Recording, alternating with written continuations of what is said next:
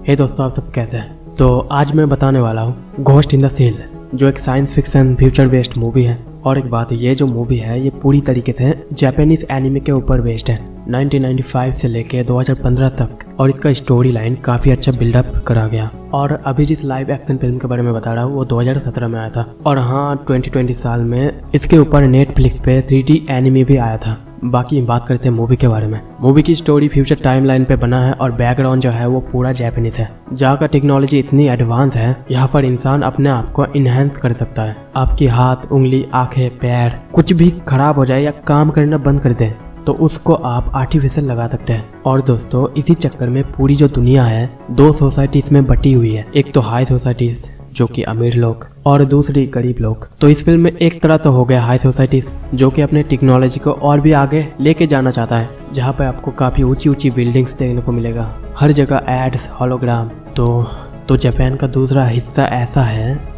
जहाँ पे गरीब लोग रहते हैं और वो लोग अपनी छोटी सी जिंदगी से काफी खुश हैं। तो सब लोगों ने इस टाइम कुछ ना कुछ चेंजेस किया हुआ है अपने बॉडी के साथ साइबरनेटिक पार्ट्स लगा के, जिसे कहा जाता है साइबॉक्स। हाल ही में एक गेम भी आया साइबरपंक, आपने देखा होगा। सभी लोग अपने बॉडी के साथ रोबोटिक चीजें लगा के घूमते हैं। और एक मूवी है जिसका नाम है अलीता बैटल एंजल। वैसे कई सारी फिल्में हैं जिसमें दिखाया गया है इन सब चीज़ों के बारे में। और ये चीज़ इंसानों के साथ तभी हो सकता है जब टेक्नोलॉजी बहुत आगे जाएगा, तभी इसे फ्यूचरिस्टिक कहा जाता है। तो दोस्तों, अभी तक इस फिल्म में क्या हो रहा था, सभी लोग अपने बॉडीज के कुछ ना कुछ चीजें चेंज किया है साइबरनेटिक पार्ट्स के साथ। तो यहाँ पर एक कंपनी होती है हंका रोबोटिक्स लैब। ये एक गवर्नमेंट फंडिंग कंपनी है और उनका एक सीक्रेट ऑपरेशन चल रहा था। तो वो लोग क्या कर रहा है, इंसानों का शरीर का जो ब्रेन है वो ब्रेन आर्टिफिशियल या रोबोटिक बॉडी में डालने की कोशिश, ताकि इस नई आर्टिफिशियल बॉडी में ह्यूमन इमोशंस भी आए और वो फिजिकली काफी स्ट्रांग भी हो। और इन्हीं सारी चीजों को कंबाइन करके एक नया AI बने।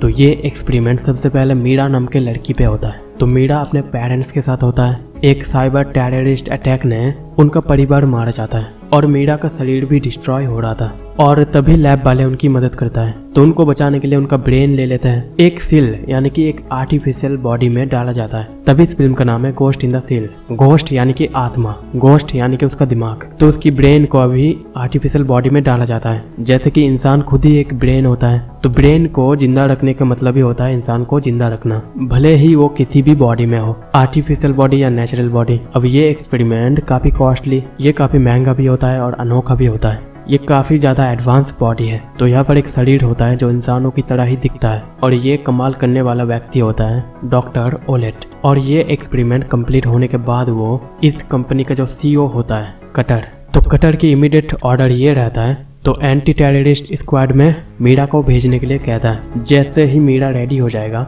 वो एक खास वेपन रहती है, उसमें काफी सारी चीजें अलग होता है। फिजिकल स्ट्रेंथ, इनविजिबल हो जाना, मतलब उसका बॉडी का टेक्नोलॉजी इतना एडवांस है जो कि नॉर्मल इंसान से काफी कुछ अलग कर सकता है वो। उसके बाद उसे आर्मी ज्वाइन करवाना, इस बात को 1 साल हो जाता है। उसके बाद मीरा जो है वो सेक्शन 9 पे ट्रेनिंग लेता है और वो मेजर बन जाती है। और सेक्शन 9 की जो भी ऑपरेशन रहता है, साइबर अटैक, टेररिस्ट को रोकना, तो सेक्शन 9 का हेड जो होता है वो अरेमा की होता है। एक दिन क्या होता है कि मीरा एक बिल्डिंग के ऊपर छत पे रहता है, पूरी शहर को स्कैन कर रही होती है इनलीगल एक्टिविटीज देखने के लिए। और वो तभी इनलीगल ट्रैफिक देखता है, जो कोई सिस्टम हैक कर रहा है सामने वो देखता है। एक होटल में हैंका लैब का कुछ मेन लोग अफ्रीकन एम्बेसडर के साथ मीटिंग चल रहा होता है। अचानक से यहाँ पर फायरिंग होना शुरू होता है, लैब का सारे लोग मारा जाता है। तो यहाँ पर डॉक्टर ओसमोन को छोड़ के सारे लोग मारा जाता है। तो लैब के ये लोग कुछ मेंस मेंबर होता है, तो वो डॉक्टर ओसमोन केन को साइबर हैक करता है, कुछ डेटा चुरा लेते हैं। और ये सब चीजें मीरा यानी कि मेजर देख रहा होता है। तो मेजर अपने हेड का ऑर्डर ना फॉलो करते हुए लैब के लोगों को बचाने जाता है और वो सबको एक एक करके मार देती है। जिन्होंने उसका डेटा चुराया था जो डॉक्टर केन का डेटा चुराया था ना, वो मरने से पहले एक स्टेटमेंट बोलती है, हंका के साथ जुड़ जाओ और तुम्हारी भी तबाही होगी, और मेजर उसे मार देती है। अब यहाँ पे सेक्शन 9 का जो बाकी लोग होता है वो अरामाकी के साथ होता है। सब लोग ये जो अटैक है वो डिस्कस कर रहा होता है। उसे पता चलता है कि उसी शाम को और भी 3 अटैक हुआ था लैब के हेडक्वार्टर में। जो अटैकर है वो कुजे नाम के जाना जाता है। तो ये सब होने के बाद मीटिंग डिसमिस होता है। तो मेजर को अपने पास्ट के हेलोसिनेशन आते थे हमेशा। वो अक्सर एक रूम जलता हुआ दिखता था, पर उसे कुछ भी चीज याद नहीं रहता। उसकी फैमिली को ठीक से याद भी नहीं, पास्ट में घटी कुछ भी चीजें उसको ठीक से याद नहीं। यहाँ पर मेजर और बेटाव इन दोनों को एक काम दिया जाता है। हैंकर लैब में डॉक्टर डेलिन जो है उसी गिजा और रोबोट के साथ जो कि डॉक्टर केन से कनेक्ट था, उनका इन्वेस्टिगेशन रिपोर्ट इनको लाना था। उसके बाद मेजर डॉक्टर ओलेट से जाकर मिलते हैं। तभी वो अपने फ्लैशबैक के बारे में बताती है, जो बार बार उसे ये सारी चीजें याद आती है। तो डॉक्टर उसे ये बताता है, बस ये सारी चीजें कुछ ग्लिच है, तुम्हारे अंदर टेक्निकल इश्यूज हैं। तो उसके बाद ये लोग डॉक्टर डेलिन के पास जाता है इन्वेस्टिगेशन करने के लिए।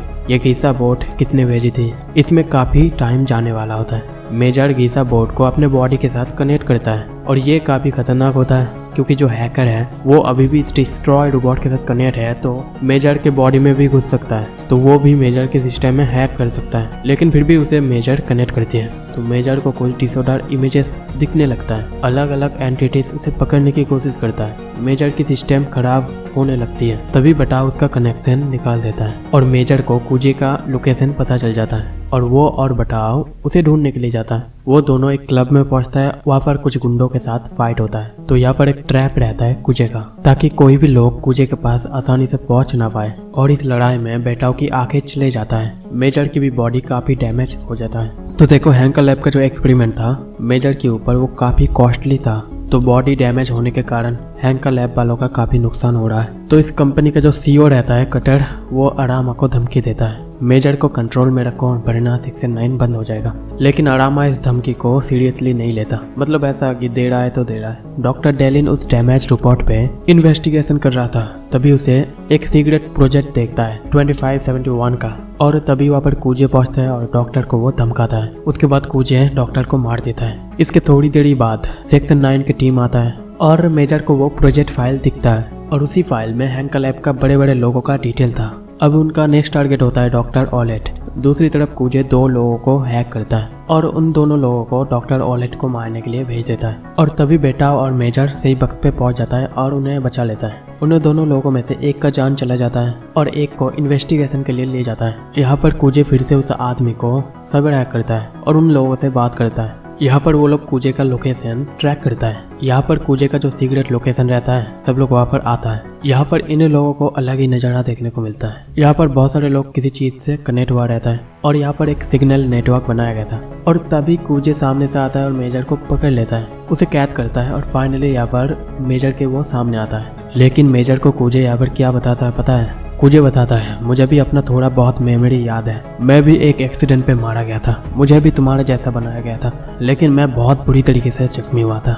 हैंकर लैब वालों ने मेरी बिना इजाजत के बगैर मेरे ऊपर एक्सपेरिमेंट किया था और इसी के कारण मैं उनके अगेंस्ट हूँ। लेकिन इनके जो एक्सपेरिमेंट है ये पहली बार सक्सेसफुल नहीं हुआ था। लेकिन मेजर को तो ये बताया गया था मेजर पहला वो फास्ट वर्जन है। दरअसल इससे पहले भी काफी सारी लोगों के साथ ये एक्सपेरिमेंट हुआ था और उन्हीं में से ही एक कुजे भी था। मुझे ये भी बताता है मेरे बिना इजाजत के बगैर मेरा ब्रेन निकाल के एक साइबर बॉडी में डाला जाता है, लेकिन वो जो बॉडी रहता है और ये ब्रेन वो कनेक्ट ही नहीं हो पाया। और ऐसे ही 100 लोगों के साथ इस लैब वालों ने एक्सपेरिमेंट किया हुआ था। बार बार बॉडी में कुछ इंप्रूव करते हैं और अलग अलग लोगों के ब्रेन लाकर ये लोग डालने की कोशिश करता है, सिर्फ ये जानने के लिए कि ये एक्सेप्ट हो रहा है या नहीं। और फाइनली इनका जो एक्सपेरिमेंट कामयाब नहीं होता, वो लोग ऐसे ही इन लोगों की ब्रेन को फेंक देते थे बिना डिस्ट्रॉय किए और ना ही उन्हें सही तरीके से एआई बनाए। दोस्तों, यहाँ पर लोगों की तकलीफ बताने की कोशिश किया जाता है। मतलब एक बंदा जिंदा रह जाएगा, उसके पास एक बॉडी भी नहीं होगा। मतलब जिंदा रहने का क्या फायदा? ना आपके पास हाथ होगा, ना पैर होगा, ना आंखें होगा। तो कुछ लोगों के साथ यही चीजें हो रहा था। इन कंपनी वालों ने क्या किया, उन लोगों के साथ बिना इजाजत के उनके साथ एक्सपेरिमेंट किया गया और उनका ब्रेन को जिंदा रख के ऐसे ही फेंक दिया जाता था।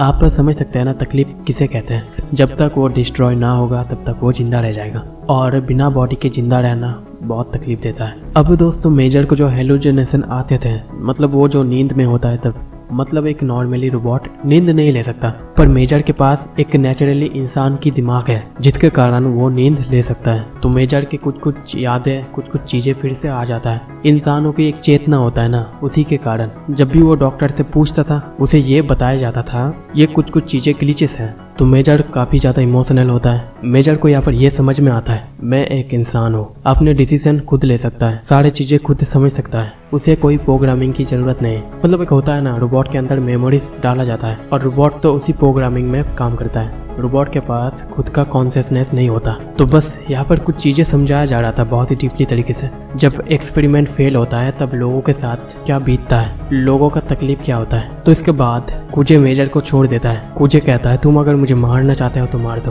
पर मेजर फिर भी कुजे के ऊपर गन फायर करता है। मेजर को एक टैटू दिखाई देता है। मेजर पूछता है ये क्या है, कुजे कहता है मुझे भी नहीं पता। उसके बाद सेक्शन 9 के सारे टीम आ जाता है। कुजे वहाँ से निकल जाता है। मेजर को भी कुछ समझ में नहीं आता, वो काफी गुस्सा भी होता है, इमोशनल भी होता है। उसे एक तरीके से हैंकर लैब वालों की सच्चाई पता चल गया था। इन लोगों ने भी इनलीगल तरीके से उसके ऊपर भी एक्सपेरिमेंट किया था। अगर ये फेल हुआ होता तो मेरे दिमाग को भी फेंक दिया जाता, पर सक्सेसफुल होने के बाद भी मेरे अंदर वो इंसानों वाली बात नहीं रहा, मैं कौन हूँ और मेरा परिवार कौन है। तो वो डॉक्टर ऑलेट के पास जाता है और उसे डायरेक्टली पूछता है क्या तुमने लोगों के साथ फोर्सफुली एक्सपेरिमेंट किया था। तो डॉक्टर उसे सच बताता है, उसे कटर की ऑर्डर आया था, तभी ये सब मुझे करना पड़ता है। और मेजर को यहाँ पर यह भी पता चलता है साइबर टेररिस्ट अटैक, उसका माता पिता का डेथ, ये सब बस आर्टिफिशियल मेमोरीज है जो मेरे अंदर डाला गया है। ये सब सुनने के बाद मेजर वहाँ से गुस्से से चला जाता है। उसके बाद हैंकर लैब वाले उसे हेडक्वार्टर लेके आते हैं। उसके बाद वहाँ पर कटर भी आता है और ओलेट मेजर की जो डॉक्टर है वो भी आता है और वो डॉक्टर को ब्लैकमेल करता है कि तुम इसे अभी मार दो।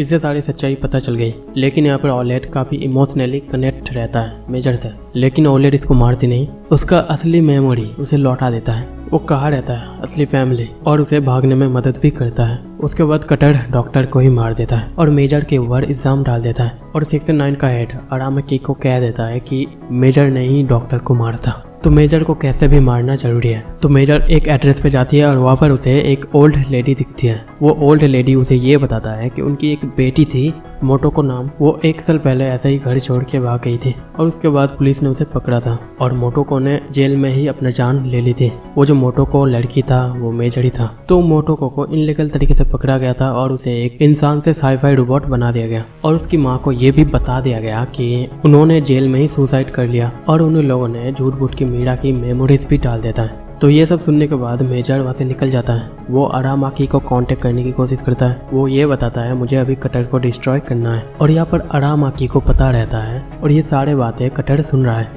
इसलिए वो जानबूझ के कुछ अगेंस्ट बातें कहता है। यहाँ पर कटर अरामाकी को मारने के लिए कुछ लोग भेज देता है। अरामाकी सबसे फाइट करता है और खुद वो कटर के पास जाता है। मेजर को धीरे धीरे अपना पुराने याद आने लगता है। उसे फ्लैशबैक याद आता है। दरअसल कुजो और मोटोको ये दोनों जब इंसान थे तब ये दोनों कपल थे। ये लोग एंटी एआई ग्रुप के मेंबर थे। यहाँ पर बहुत सारी चीजें उसे याद आती है। थोड़ी देर बाद उसे वहाँ पर कुजे मिलता है और वहाँ पर कटर जो रहता है उसे कैसे भी कुजे को और मेजर को मारना था। यहाँ पर कटर स्पाइडर टैंक भेजता है ताकि इन दोनों को ये मार सके। इस अटैक में कुजे ऑलमोस्ट डैमेज हो जाता है। मेजर अभी तक जिंदा है और उसे बचाने की कोशिश करता है और यहाँ पर ही वो टैंक को डिस्ट्रॉय करने की कोशिश करता है, पर उसका हाथ, बॉडी, सारी चीजें निकलने लगता है, लेकिन कुजे को गोली लगता है और कुजे गुजर जाता है। तब तक यहाँ पर सेक्शन 9 का टीम आता है। इस फाइटर टैंक और ऊपर जो प्लेन रहता है सब कुछ वो डिस्ट्रॉय कर देता है और बेटाओ जो है वो मेजर को रिस्क्यू करता है। दूसरी जगह पे अरामाकी कटर की लोकेशन में पहुंचता है। मेजर की मर्जी के बाद वो कटर को मार देता है। अब से इनलीगल एक्सपेरिमेंट जो है वो बंद हो जाएगा। कुछ दिनों बाद मेजर अपनी माँ से मिलता है। वो पूरी तरीके से रिपेयर हो जाता है। वो अपने माँ को सारे हकीकत बताता है और उसके साथ वो यूनाइट होता है और वो फिर अपने टीम के साथ मिलता है साइबर क्राइम रोकने के लिए। और यही था पूरा कहानी घोस्ट इन द सेल इस फिल्म की। दोस्तों आप मुझे कमेंट करके जरूर बताओ आपको ये काम कैसा लगा। वीडियो को अगर अच्छा लगा तो लाइक करो, चैनल को सब्सक्राइब करके रखो ऐसे ही वीडियोस देखने के लिए। बाकी मैं आपको मिलूंगा किसी और वीडियो में।